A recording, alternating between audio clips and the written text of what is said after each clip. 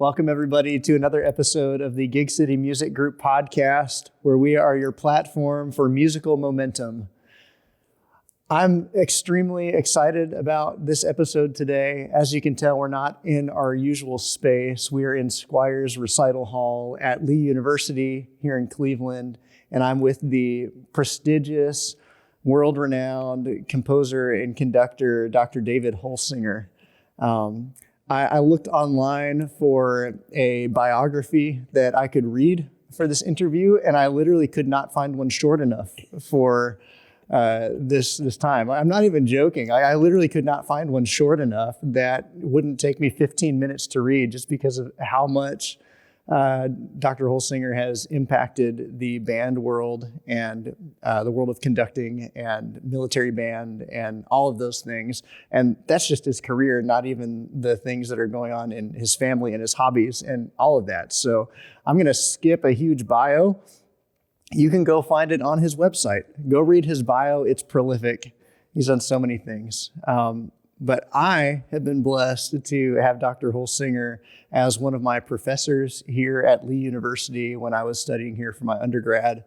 I was in the wind ensemble with Dr. Holsinger here for 4 years.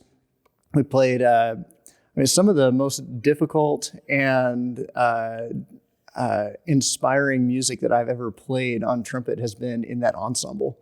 And I definitely grew as a musician. I grew in how I viewed conducting from that ensemble. In fact, I found myself when I was directing a choir, saying some of the same things coming out of my mouth. Yeah, like follow the contour of the line, right? I can't tell you how many times I said that. Good. I'm glad you remember that. Yes. But anyway, this is Dr. David Holsinger. I'm super excited to have you here. Dr. Holsinger, why don't you give a brief introduction of yourself and anything? I think you just did that. Great, okay. I can't imagine. I mean, just always been in music, and Lee spent 25 years at Lee's, and in fact started the wind ensemble. And it was a sad day when they had to leave the wind ensemble. I really missed it, kind of thing. But health-wise, my stroke and all kind of started. I started getting really tired. I couldn't quite make it, so we retired a couple of years ago. But it's just what I do. I write, I conduct. I love conducting, which I never thought that would be the thing. I really love conducting. Yeah. And I always mentioned that when I went to school back in the dark ages, I was going to be a music major because everybody said, you should be a music major. Yeah, right. So, and I got to school and realized that everybody there wanted to be music major, wanted to be teachers more than I wanted to be a teacher. Yes. Really. But here I am, 50 some years later, I'm the only one still teaching, So right. I got stuck in it, and I loved it, and that's just what I do. But you can probably talk more about what I do than I can. What is it about teaching and conducting that you really gravitated toward? Well, I just think the expressive thing about conducting. I mean, I am not we used to call a turtleneck conductor. Mm-hmm. The guy with the nose in the air kind of thing. Right. I'm a teacher conductor, and I really pride myself on being a teacher conductor. Mm-hmm. And you probably remember me times we'd stop and something. I'd say, if you're going to be a bander, you're going to run into this problem. We talk about the problem here because it's like I want you to listen to me, and here are the things that are going to happen because they're happening here, so they're going to happen elsewhere. Mm-hmm. But I just like like teaching. But then on the other hand, there's just certain, I don't want to call it attributes.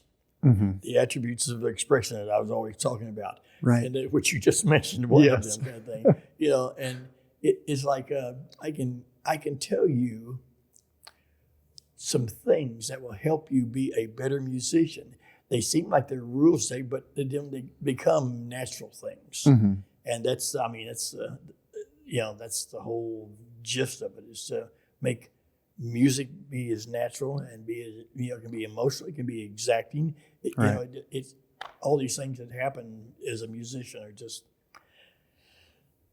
always filled me up. So I don't know what else to say, but I've always been in music. I was 5 years old when I started taking piano lessons. I think. Yeah. My mother used to say she had to beat me to the piano the first year and beat me away from it after that. Right. So, Yeah.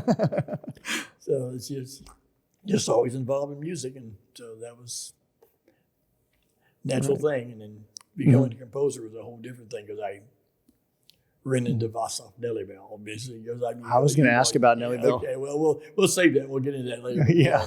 Find somebody who's a great example for me that really got me plugged in to do what I do. Well, thank you. This is exciting. We're going to take a quick break here, and when we get back, we're going to dive into Dr. Holsinger's career as a composer, the different influences that he's pulled from in some of his compositions. But then also we're going to dive into some more of the side that people don't get to see from a Wikipedia page, and talk about your family and your hobbies and what you're doing now in retirement. And so stick around. We'll be right back.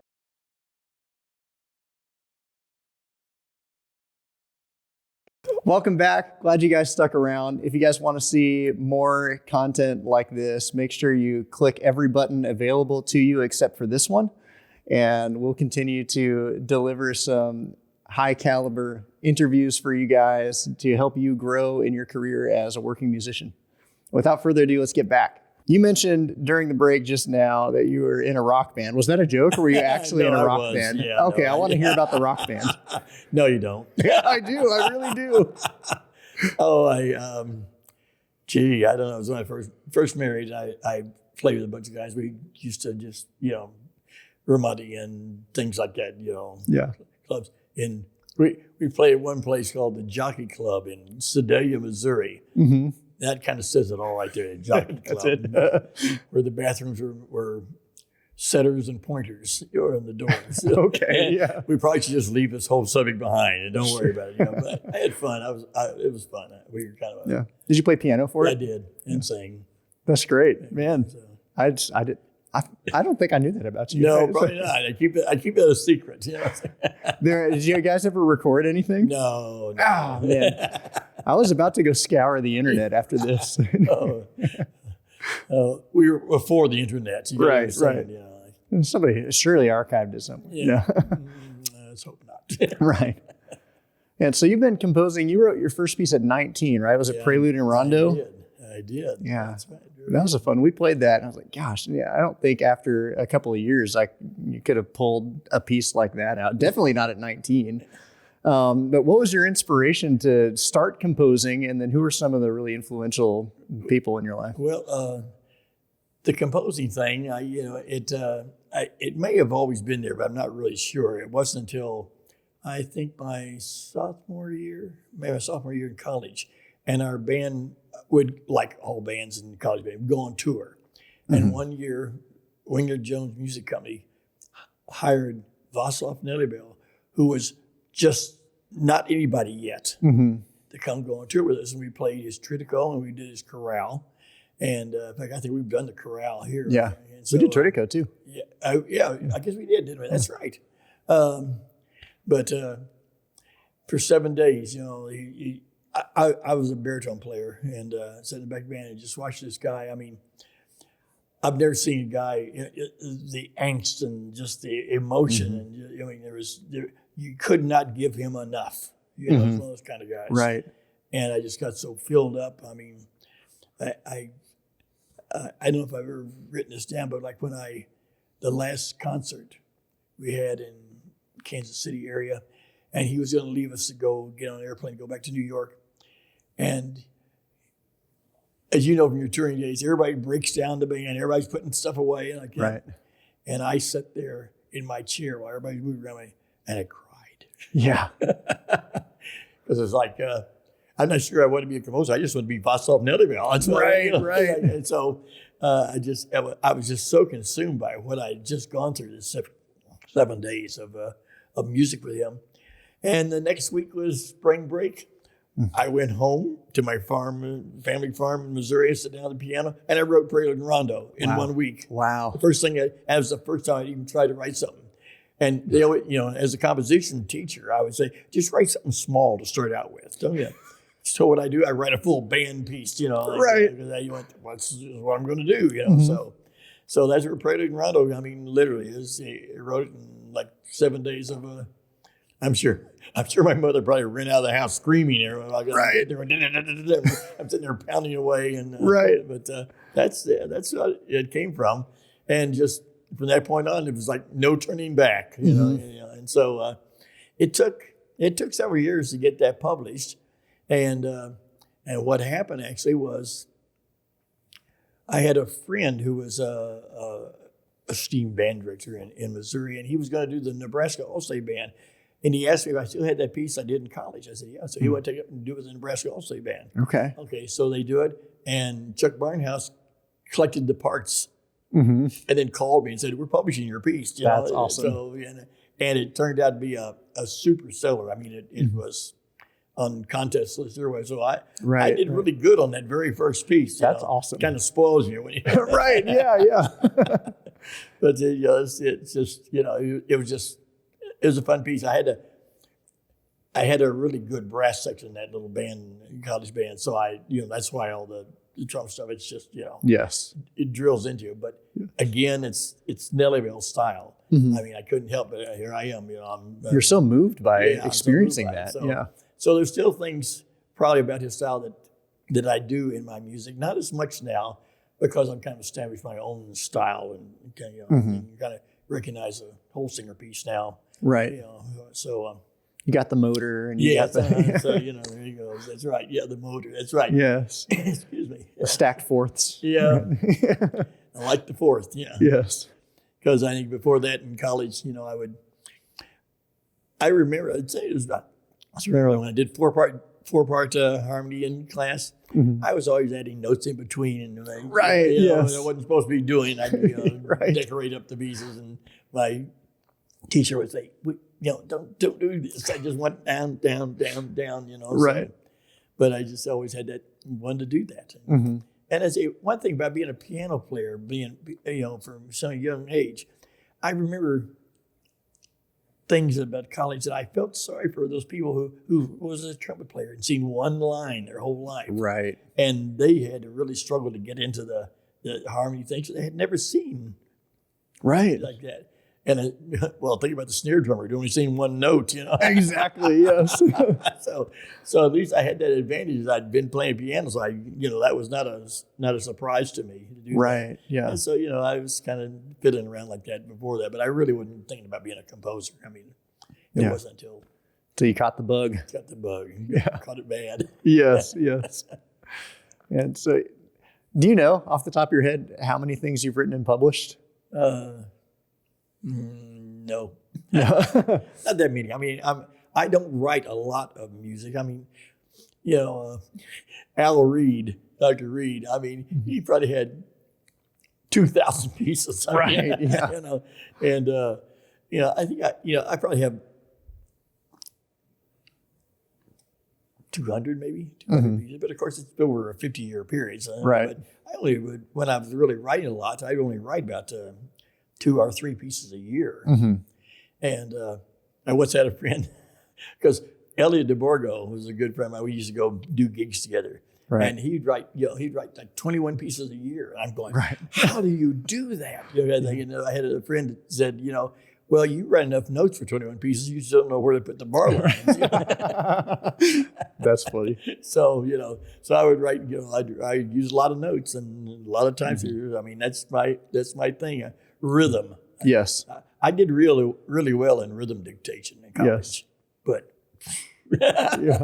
let's not talk about anything else. Right, yeah. I was the same way. I can remember taking Aural Skills 3 with Alan Elkins and like all the rhythm stuff. I just breezed through. And I was like, maybe I should have been a percussionist. Well, I think I think as instrumentalists, we'll always do better than that than vocalists. Well, I mean, I'm sorry, I'm not trying to put down vocalists, but most of them don't really read rhythms before they get to college and really learn how to read the rhythms. Right. Yes, and so that's so we're bound to be a little bit better at that. Right. Yeah. Man. So you've written 200-ish pieces. Yeah. Did you intentionally like try to establish a unique sound, or did that just kind of evolve over time? Or I don't know what. Yes. Yes. Yeah. I probably the second part. You probably did evolve over time. Mhm. And I mean, there's certain things. I mean, Asanati I use a lot. I mean, there's certain things that just are natural tendency, and I just have stuck with them. Mhm. But I don't know. I guess it just evolved because I remember one time being at a drum corps and Starvey, Indiana was doing some lick on a thing, and I'm in the press box and I'm listening to people down in front of me, and they did something, and I heard somebody say, "That sounded like a Holsinger lick." Yeah. Well, it was a Holsinger lick they were doing. Okay. And, Yeah. So I went, well, that's kind of interesting. They recognized, that a certain thing that Right. put it to me without not even knowing what the piece was. So Yeah. That's cool. yeah. That's how you know that you have. I mean, we all start off as artists copying other people, Yes, right? It's yes. inevitable. You're a little bit of everybody, yeah. Even as conductors too, the same thing. Yes. And then over time, you start to find certain twists and certain things. I mean, like I'm still a baby, but like even in like teaching private lessons, I've noticed I've started to have like terminology that I'm using over and over again, and certain ways. Where it's just, you know what, I was taught this way, but I actually don't like that, because X, Y, Z. And like maybe that's great for a college student, but I'm working with a 10-year-old. You find things that work for you. It's like in conducting. I always teach guys that you need to steal from the best. Mm-hmm. I mean, when I go out and do all the honor bands, and there's always 2 or 3, I do the top band every other. And so during the concert, though, I would sit backstage and watch the other conductors, even the guy who's doing the 6th grade band, because there might be something he does that's really effective. Yeah. I don't know. And so I said, a lot of times I remember Lowell Graham, the Air Force, was always talking about stealing from the best kind of thing. You see somebody do something and oh, that's a really cool move. Could I do that? You try it. If it doesn't work, then don't do it. But some things do work, and you add to your repertoire. Right. Yes. You get comfortable with it, and so I think that's kind of. I think it's probably the same that happens compositionally. Right. I don't really have any favorite composers, but I have favorite pieces. Okay. See, that's and so there's. Certain, I was going to ask if you had any favorite composers. Yeah. Yeah, everybody always does, and I'm always going, I'm sorry, I really don't have a favorite composer, but I have a number of pieces that I really enjoy. I'm always, really cool, and not necessarily by the same composer. So, it's just, because like, the Peterman and Canzona, it's like, I wish I'd written that. Right, yes. I don't know any of his other music, but Canzona is such a great piece, Yes. You find things like that, and I think I think it happened to anything. You probably conducting or playing and teaching. You're gonna have a certain spiel. I mean, exactly. Yeah, I'm always stuck on the attributes of expression. 100%. Yes. Vandercook from years ago, 100 years ago now. So. That was something that I really gained from being in the wind ensemble here was the attributes of expression. And like what you were talking about with Nellie Bell, about how he took like this blank page with black and white notes and drew so much emotion out of it. And I can remember you putting Tritico in front of us at the wind ensemble by Nellie Bell. And there's very little like written instruction on there. Right? He had a bad publisher. I'm going to say. It was not a very good publisher who didn't do that. I had hoped that because somebody else took over Tritico and published it again, and I was hoping that someone would get in and edit all those Nellie Bell things he really wanted, but they didn't. They just copied it. Just copied and pasted. It had a different font. Yes, exactly. That's a shame because just like the crescendo thing, the stuff like that. I heard it from his mouth. That's how I knew how to do it. Because wasn't in the notation. It wasn't in the notation. No. A great conductor can bring that out of a piece, right? Like most people think Nellie Bell's music is boring because they don't know to do that, right? But I can remember you bringing it out, and even I remember how emotional you were describing the emotion, from experiencing that piece and bringing it out of us. And you know who else is really great at doing that is Mark Bailey. I tell you, I played your arrangement of "Were You There" in high school, and then I played it with Mark Bailey in symphonic band, and the emotional level was just different. And there's a spiritual element there, I would say, with Dr. Bailey. Yes, let's say it. So it's he's going to be a hard man to replace, man. He's retiring this year, and he's going to be. I was an easy guy to replace. But it's gonna be a tough gig. I mean, he's really established something really unique. Yes, yeah. And he does like 3 full-time jobs. Yes.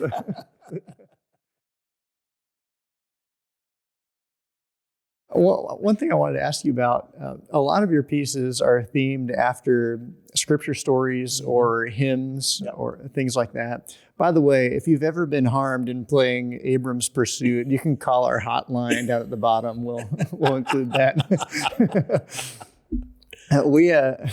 I can remember playing that in high school and just I didn't have the know-how to play that right. I slopped through the thing so bad. But it's really funny because that piece, I did 2 pieces at the same time I was doing it. I did Abrams, I did another piece. And the other piece, which I didn't even remember what it was, I thought would be the biggie. Mm-hmm. And Abrams turned out to be, right. But when I found it, when I started conducting it, I realized, this is a fun piece to play. This is a fun piece to conduct. So that's, right. It just took off. So I think that's a lot of it. It's just, it's fun to play. Right. And because we both played music, it was not fun to play. Let's face it, yes. I have 2 questions. I'm trying to decide which line of curiosity to follow right now. I'll start with this one. So Abram's Pursuit is probably your most played piece, if not hymn song on Philip Bliss. What would you say is the piece that you personally are most proud of? Easter Symphony, which of course doesn't, it's sort of chorus and band, so it's 60 minutes long. So obviously it doesn't get played that often. It's mostly a rental thing. So, but I mean, it's like when I did that, it was like there are certain pieces that you're just supposed to have written. I'm supposed to write that. Whether it gets played a million times ever, it was like I needed to write that. It was just the Easter story, and these 3 big movements kind of thing. So, so that's probably the one I was supposed to write. Right. Now there have been others that, of course, are Perilous Skies is fun. Let's Us Go is fun. Some of the others, that I enjoy going back to everything. But But that's probably the one I was supposed to write. So, it'd be nice if it got played more often. But when you're 3 movements in 60 minutes for band, that's really long. It's not long for orchestra music. But, right. It was 2/3 of a band concert. Yes, exactly. Yeah. So there's your issue. Yeah. What about that piece?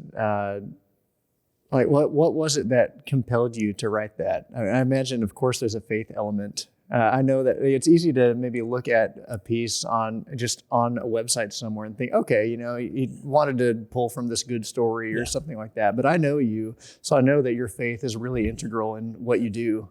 I wrote the second movement, the Death Tree, first. And then I wrote that for the Marine Band, as a matter of fact. Well, no, I didn't write. I wrote it for somebody else.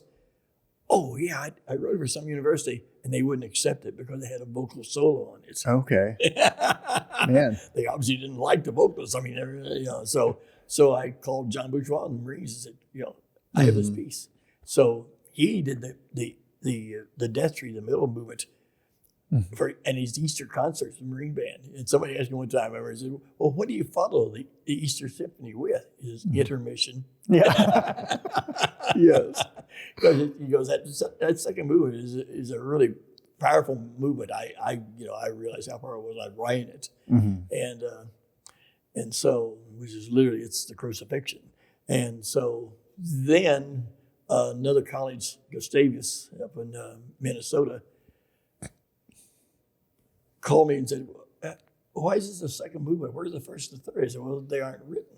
Okay. Said, well, how long will it take? Well, it'll take me a year to write these. I mean, they're big things. And so the guy, offered me a price, and he went to his president and he didn't know if he'd go for it, and you go for it. I said, okay. So I spent most of the year doing the first and third movements of that symphony, and so entering to Jerusalem and then right. How many hours over that year do you think you put into that piece? I don't know. It's hard to say. All right, how long did it take you to write this thing? But of course, I most of the time writing in between the other stuff. Right, I'm teaching, right. I'm doing stuff like that. So I don't really just sit down and write a piece. Yeah. Maybe with the young band pieces, I could sit down a week and write that kind of thing. But big pieces, because I like I say earlier, I'm a slow writer. I write slowly because I try and make a decision. Go on, not sure. I mean, sometimes I have to take things off my computer because I'm changing them so much. Right. I just keep wanting to change and change. And I just tweak endlessly. Yes. Right? As our wife says, sometimes you just need to take the cake out of the oven. Sure. Yeah.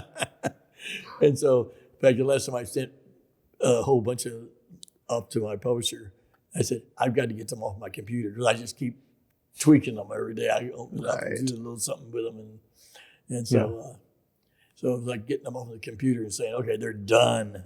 But of course, now I think the only piece I ever wrote I really zoned out on, though, was I wrote a piece for a little small chamber group and singers on poems from World War I, songs of this war. And I zoned out on that one. That was I could not get out of the zone. I mean, it just was. It took over. I mean, right. They were just so compelling, and World War I was such an awful war with so many people killed, and probably, but it had a whole lot of soldier poets that came out of that, and so I found a book out at KU when I was doing my doctorate, and it was these poems from World War I. And I got that book, and then I was like, "Wow, these are really deep." And then it was a number of years. I was here for like 10 years like that. I went, I want to write this piece, kind of thing. Well, how do I find this book? It was a little paperback from out of I finally found the book in England, out of Penguin Books or something like that. And so I picked out some of them and did them. I had to write all the families to get permission to do this, and then and the companies owned them. And one of the people I wrote was I can't remember which one, but his daughter, who was I got this letter back in really scratchy little writing. This is 90-year-old. She was like in her 90s. It was the daughter of this poet. He said it was his. She was telling me it was his favorite poem. Yeah. And so when you get that done, could you send me the music and thing? Yeah. And so when it was done, I wrote back there, and her daughter wrote back and she had passed away. Oh, so man. you don't know it. But it was really something that this little old lady said, "Oh, this is my daddy's favorite poem." Wow. Yeah. But I just got so carried away with those poems. The story behind them and the people behind them. Unfortunately, it's one of those things where I was by the rules of English copyrights like that, I could do the piece twice, and then because there were different copyrights for each poem. So, Okay. So yeah, that's frustrating. Yeah, especially with something so meaningful. Yes. Right? Yeah. But, so I took the music from two of them and kind of put it into a band piece that it has yet to be published. I don't know. It's so different. I think my publisher's not quite sure if he wants to do it. It's a little bit different than anything I've written, and so I'm not sure he knows exactly what to do with it. Right. Just forcing me into it. Sooner or later he's going to run out of music. He's got to do this. Exactly. Yes. Keep it on his desk. Keep it on his desk. Yeah. So it's always there. But that was the time. But I really did. I zoned out on that. I couldn't think of anything else once I got started on that. Yeah. Guys, I hope you're enjoying. If you're sticking around, I really appreciate you. We're going to take one more quick break, and then we'll dive back in. And looking forward to seeing you there.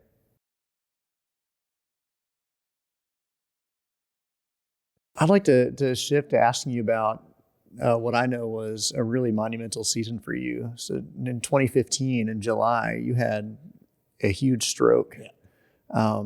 What was that like? I remember hearing the news and we were wondering, man, like, is Dr. Holsinger even going to come back and conduct? And but I know that you and me both, maybe. Yes.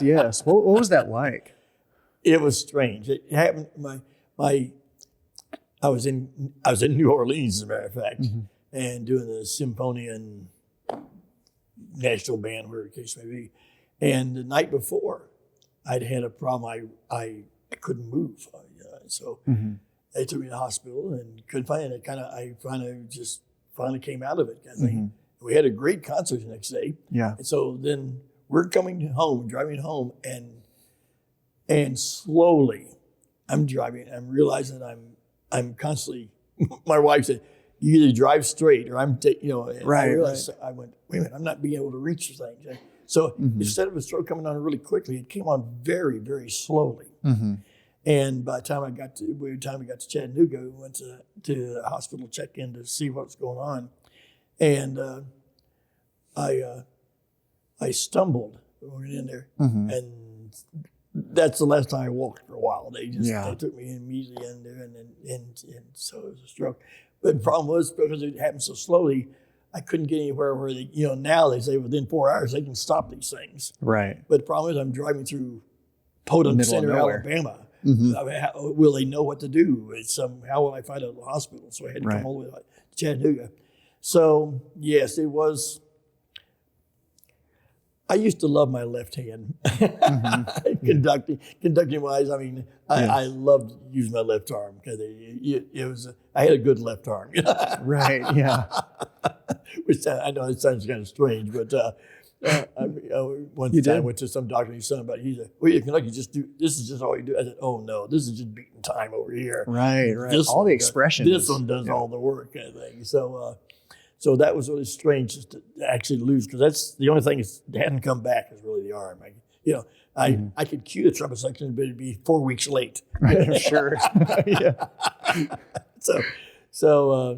That I was supposed to be on sabbatical that year because I just wanted to take some time to write. Well, I didn't take time to write. I have a stroke, and so the school, of course, being Lee, who are extra special about how they take care of their people, just kept me on sabbatical for the rest of the year, so I could have time to recover. Right. And I came back and Bonona, of course, did a lot of conducting. I had students do conducting. Yeah. I was always there. I mean, I always went to rehearsal, but and so finally one time I did the first piece of a concert.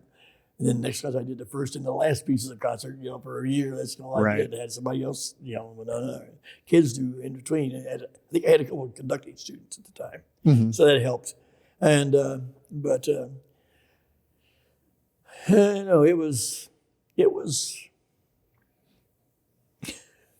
it was disturbing. I always tell people, I said, pardon my language, I said, perhaps half the time I was angry, and the rest of the time I was just pissed off. Yeah, right. Yeah. Yes. Because I couldn't do anything. It just, it was just a real bother.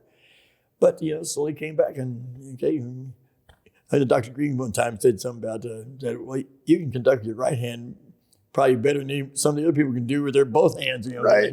I could, eyebrows too. You can use. Yeah, eyebrow. Yeah, I said my face, and I have eyebrows on my right arm. That's it, kind of thing. So I lasted another 10 years after that.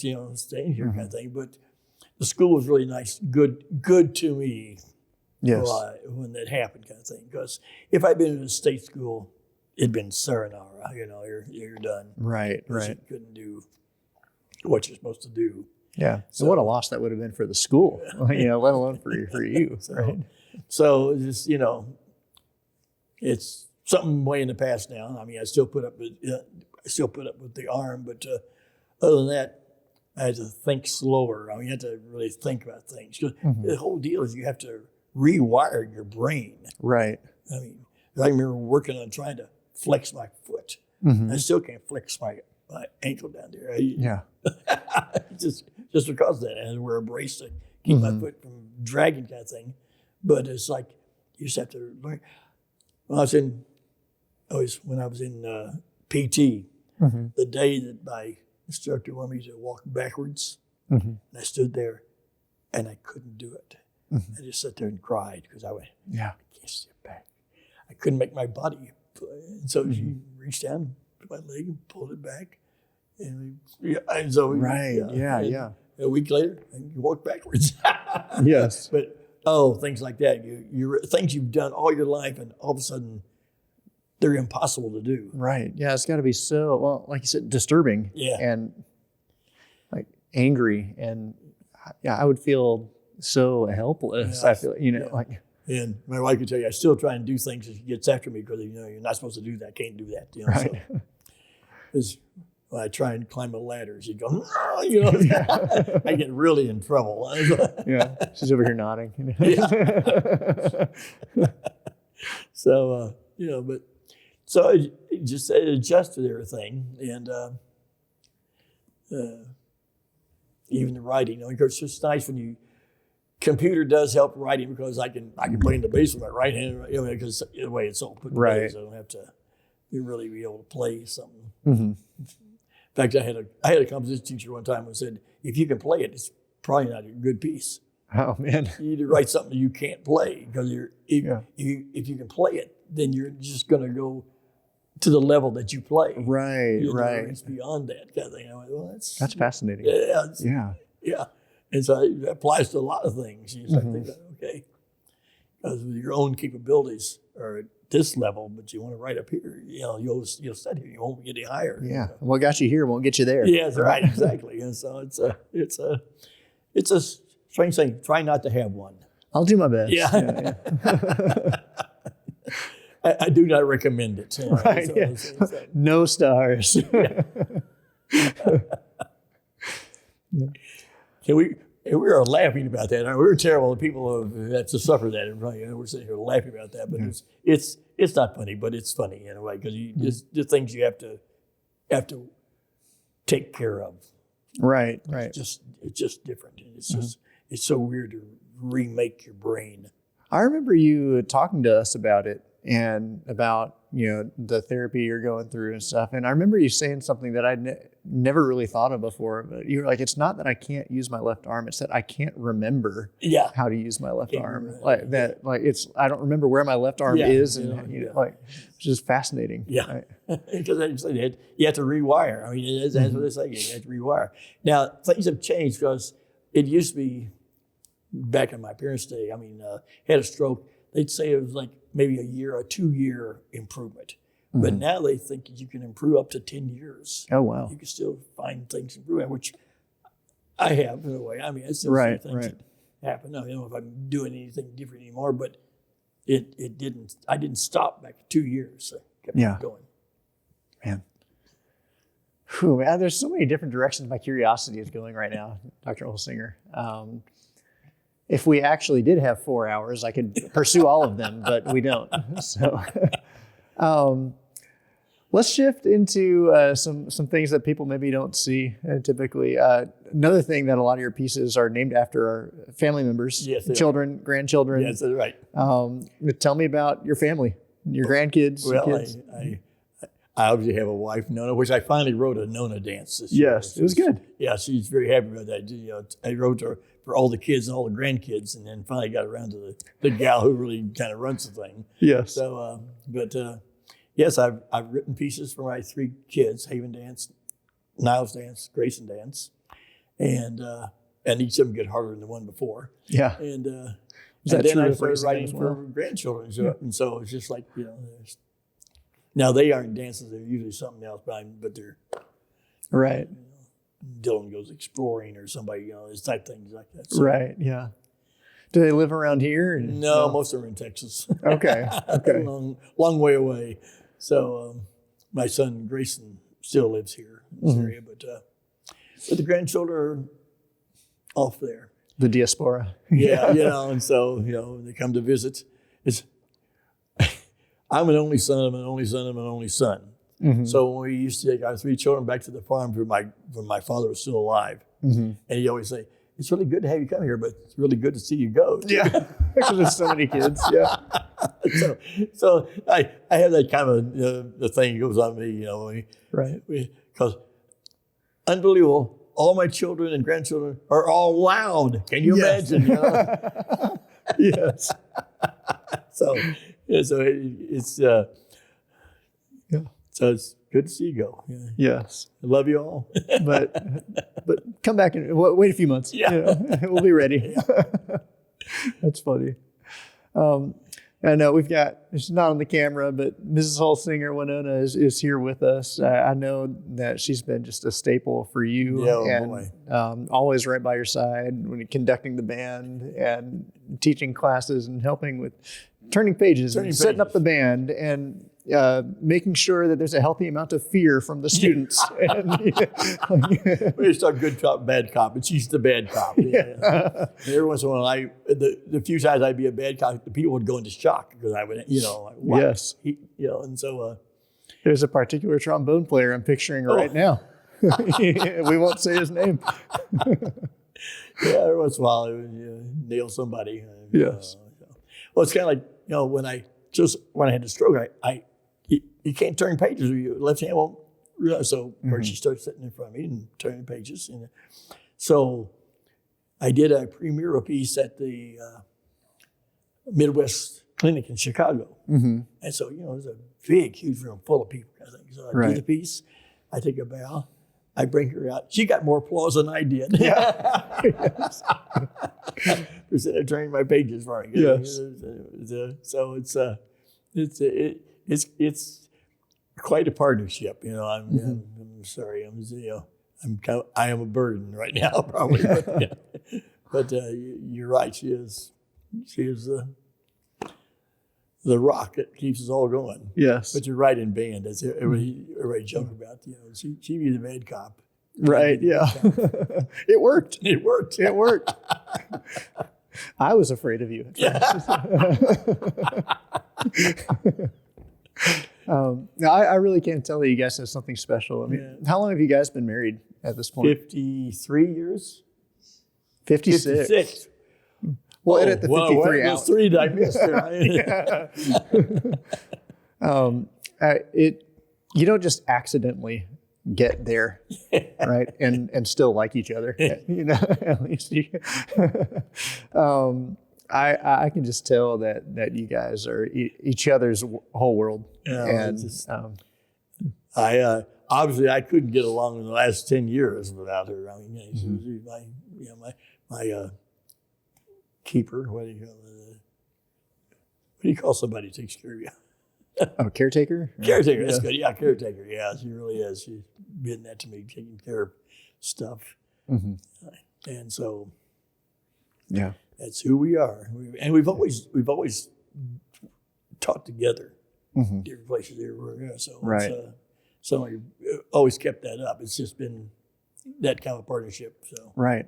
I imagine with that kind of thing, like it would be difficult to write a piece like Nona Dance, right? I would have put it way off myself because it's like, man, I just want it to be perfect. Yeah. Just postpone. I'm not sure. It's just if I didn't do it, I'd get in trouble eventually. Sure, So when you said something there, you remind me of a story. I don't know. Well, that's how strokes happen. Things go through your brain and go out. But it's something you said about it. But anyway, I'll continue. I don't know. Sure. Ask me something else. Okay. You have a hobby that I don't know a lot of people know about. Tell me about the trains. I have model trains. Yes, I have model trains. I have a basement full of model trains. And it's something obviously totally different from my life, from my music life. Right. And I was raised in a town in central Missouri that the Wabash and the Santa Fe both had tracks through the little town. Mm-hmm. So 100 trains a day passed through the town. So I was always fascinated about trains. And so our last couple of years in Texas before moving up here, we were in a house that had an extra room. So Winona said, why don't you build a train layout? She had no idea what she opened up. It was like, and so when we moved up here, we had to find a house that had a basement so I could have room to put, Right. that. So, and the trains they're fun, but they also have. I had a chapter in a book called "Composers for Composing for Band." It was a long time ago. And one of the questions that someone was like, "If you have a block, do you ever get a block?" Mm-hmm. And so there's this book called Creativity, written by a Polish gentleman with a big long name that I cannot pronounce. Mm-hmm. And it's a big, thick book Yeah. in 3 different sections. And he talks about people creating people. Now, not only just musicians, but scientists, businessmen. Talks about how they get their ideas. Mm-hmm. And one of the things is that they form ideas in a controlled environment. Mm-hmm. But a lot of times the incubation period for that idea goes in an environment that's, it seems like it's totally away from Right. the thing. And then you come back and solve the thing. Okay, so here I am. I'm sitting at a computer writing on a big blank screen, little dots like that. I get to a spot where I'm kind of blocked. Mm-hmm. I go downstairs and I start working with my trains, putting little wheels on something like that. But I'm still working in little things against Right. the Yeah. And so lots of times what would happen was the answer to the problem I had 2 stories up is happening in that little train car. Wow. So Yeah. it's like, you don't really change the way you think. You're just doing something else, but you're still thinking the same way. Yes. Dr. Salk, who invented the polio vaccine, Mm-hmm. had in his laboratory a piano and a painter's easel. I did not know that. And so, and you start thinking about, paint, he's combining all these elements. Mm-hmm. He also paints all these different Right. colors, goes to the piano, all these different sounds. I mean, he's still thinking the same way, combining all of these, Right. these Right. elements together. And so it's like, and so the book is a fascinating book because it explained how I think. Yes. Yeah. I didn't realize until I wrote the book. You're like, this is what I do. This is what I do, kind of thing. And a lot too is like I always thought in pictures, and we probably all know somebody like that. I don't Yeah. really think in streams of thoughts. I think pictures. Right. And in fact, there was a German magazine that had an article about it called "The Man with Movies in His Brain." Yeah. Those are movies in his brain, and because I just I picture things. That's how. Right. Like the Bible stories. Mm-hmm. Abrams and Pursuit kind of thing. The Bible story. In the spring at the time when kings go off to war. Mm-hmm. There's 3 verses out of 2 Chronicles. Right. But I could just imagine it happened. Yes. So it's like I have this. If there'd been motion picture people around me, I would have loved to do that. But Right. But you kind of have to know somebody. Sure. Yeah. So Hey, you got some time now. yeah, but where are they making the movie around here? Yeah. Yeah, so it's Cleveland's going to be the new hub for that. Oh, So I'm new, sure New it is. LA. Yeah. Right? Well, it got to Atlanta, so it kicked up the road a couple hours. And, yeah. That's great. So yeah, I do enjoy the trains, and I go down. I do a lot of scenery. I love doing the scenery and the little houses and stuff like that. And, Right. And just Yes. like I've got an article coming in some train magazine. I can't remember what the train magazine is, but they came and took pictures today, and I had to write an article about that I have 2,800 trees, I have 320 vehicles, and 400 people, and all this stuff on there, and I make my own corn stalks and out of toothpicks and Yes. raffia. Yeah, so. It really is quite a thing. In fact, if you don't mind, we'll include some pictures on here that people can see. I can send you some. Yeah. I'd suggested that we have this interview in your basement. You're like, I've expanded a lot since last time you were over there. We don't have room for an interview. I don't think you'd want to be in my basement. Right. You could come, but I would make you, work on some shelving and stuff. Right. Yeah. I gotta stuff up. earn the right to be in there. Yeah. Because the trains are going to be open this summer. There's a big national convention here, and we're trying to clean the basement up so we get stuff out of the way so people can come in and look at it. So it's on the schedule for people who can come and look at the trains. So that's cool. Yeah. That's cool. I think too, Dr. Holsinger says something about just the creative process and what that's like. You almost need, especially for somebody who thinks in such big, vivid pictures and have so many ideas coming to you all the time. And then it's almost like you would get overwhelmed with, I think, all of the stuff. And you need something that's not tied to finances or career or something that is just this is something I enjoy to do that still lets me flex the same muscle. When I first moved here, the first Christmas, my kids came home and I'd been busy just, of course, starting a new ensemble here and just keeping so busy. I hadn't got a chance to start trains, and my kids bought lumber at Christmas time for me. That's awesome. So that's great. The tables to start putting my trains up together again. Yeah. So, man, that's cool. Well, Dr. Holsinger, this has been amazing. Like I said, I really am honored to have you on my measly little podcast and just offering a glimpse into your life. And you've been somebody who's been an inspiration to me and that has influenced how I think about conducting and writing and approaching, or even teaching. I'm honored to know you and Winona, and I'm glad you guys are in my life. Thank you. If we, looking back on your career and life and things like that, if you were to talk to somebody who's standing right here, who's 18, they say, man, I want your career. I want to be a conductor and composer. And what non-technical advice would you pass on to them? Oh, that is so difficult. I mean, you get questions like that all the time. What would I say to somebody?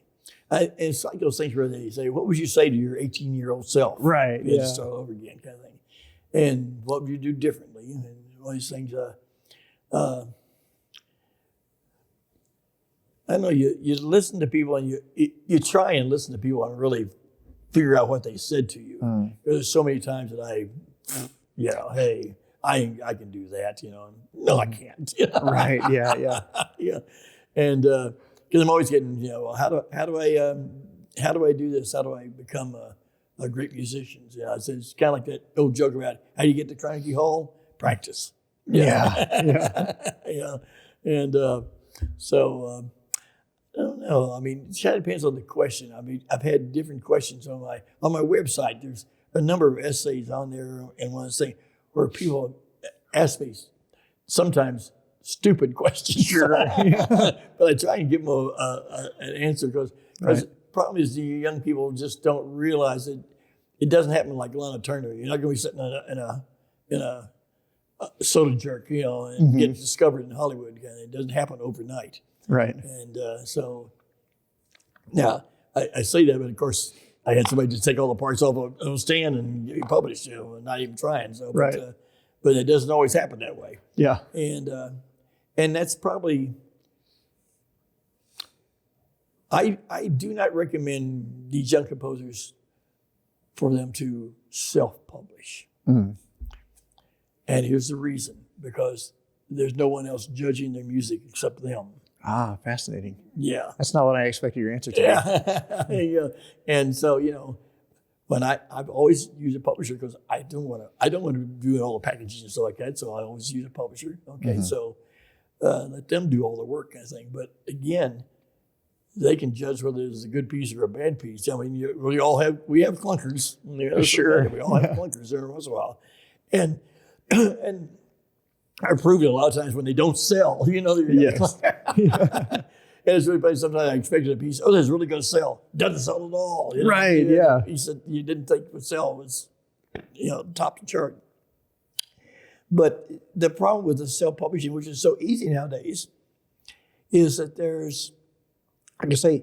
only judging their own music. Right. And it's probably we find this out in wind ensemble.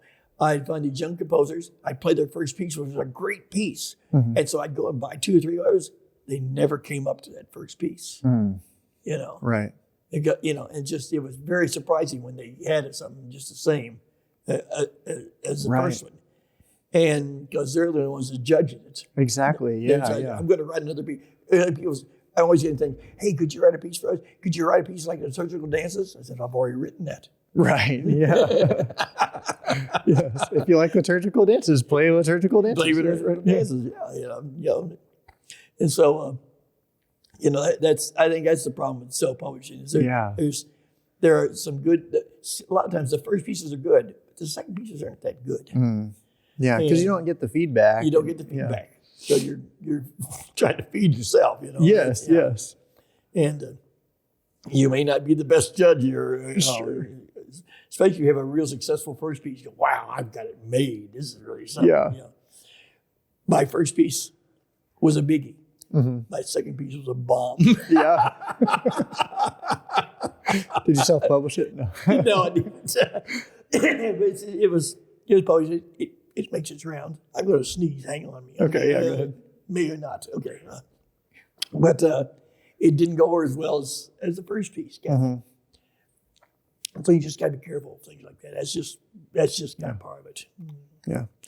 All right. Leave us with this. In like one paragraph, what do you hope that 50 years from now you're remembered for?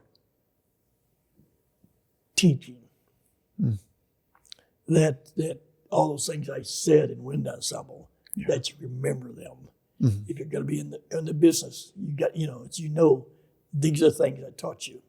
I mean, I probably will have some pieces that are going to last a while. I think the liturgical dances will probably last a while. Mm-hmm. Perilous Skies will probably last a while. I mean, it's like just, the old pieces we play. I'll be one of the old pieces 50 years from now. Right. Yeah. But like the other day when during the Caesar thing, and the band director in Cleveland, or the administrator in Cleveland came in for the. Mm-hmm. I'm sorry, I'm blanking out his name. Oh, Don? What? Don? Or, no. Gosh. Was it Winona? Donald Benson. Yeah. Yeah. Okay. Yeah. Okay. He was telling stories about how I'd gotten after him for missing a rehearsal kind of thing. Mm-hmm. But then he started telling us all the Sousa stuff. And he said, maybe you stole my thunder kind of thing. He said, right. I'm so glad you remembered all that. Yes. And one time I came back here after I retired, and there's still a few people of my people in the band. Right. And I said something about music always moves, and they all went forward because we always talked about music moving forward. Yes. Or remembering that kind of thing, and all this attributes of expression. Why did these things happen? Well, they were. Do you remember that? And, yes. And sometimes we'd have, even before you came here, or maybe after you left, I'd have several junior high band directors playing the wind ensemble. Mm-hmm. And one day I went through all those attributes of expression, and this guy, he was a nice guy, came over. You write those down. I've never heard anything like that. Yeah. And that's the problem. A lot of times they just don't get, right. You don't get taught those things. And they're simple attributes, but they affect all kinds of music. They always work. Yes. Whether you're playing Bach or you're playing Nellie Bill. I mean, they always work. And it's something to look for. Then you build on that.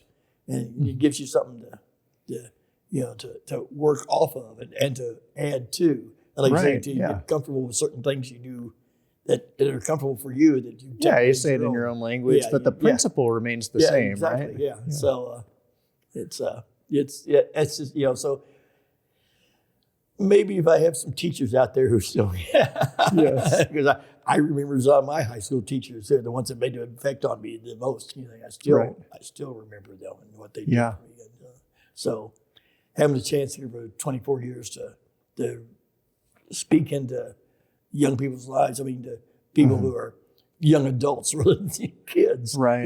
Kids, kids remember it, it'd be fine. But young adults who are getting ready to branch out on their own, if I said something that stays with them, good. Yes. and that's probably what I'd like to be remembered as. It's amazing. Yeah. So you've definitely impacted me and so many people that I know. Yeah. Dr. Holsinger, thank you so much for taking time to do this. I really appreciate you. And we'll get links to your pages and music and all of that up. But it's been an honor. Well, thank you. I'm glad you could do this. Me too. Yeah. So thanks. Friends, thank you for taking the time to be with us today on the podcast. Once again, Subscribe to our channel, follow us on social media, click the buttons if you want more content like this. Share some feedback, share